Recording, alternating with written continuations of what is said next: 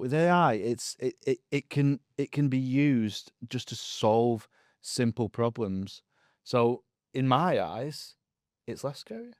And in your situation you were describing, so for your mom, I would set her up with a tech helper prompt that I have, which you would just explain, yeah, I have this type of phone. We're trying to sign a Word document, and it's programmed to go and look for the official guidance, not just infer things or make things up, because AI is prone to do that if you don't force it to go look for the real guidance. And then it'll just walk you through step by step, how to do whatever it is you need to do. And I've used it to set up television sets. I've used it to work on, find out how to do things within apps and use CapCut to edit.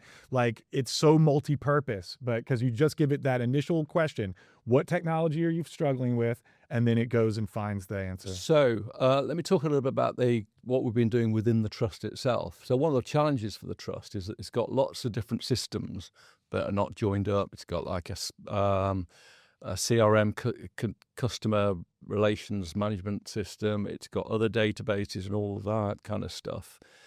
And what we needed was a way in which we could kind of look at it and join all of that up. But even the underpinning IT infrastructure was not very good. So what we did, I got the tech person within the trust to sit down with me. We used Will's prompt on the tech helper, and we asked the tech helper, I want you to help me, to help us. I've got Paula sat next to me, who's the tech expert within the trust. I want you to help us and walk us through what our system is, what the issues are, and what we need to do next in terms of the actions. So we spent the next 1.5 hours answering questions from the AI assistant that then produced a summary report with actions, with priorities, with risk assessment as to what we need to do next. And it did that within a 90-minute conversation, which previously would have taken weeks. Yeah. That's what's outstanding about it, isn't it?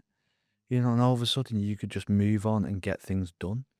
Rather than going back and forth with conversation, having to organise meetings, having to get into a room together. But all of a sudden, you've got this bot that can just you feed this information, and then that just changes everything for you. And it gets better over time too, because now that you have that bot set up, you have a project that understands your technical setup. You don't have to go through that interview process ever again.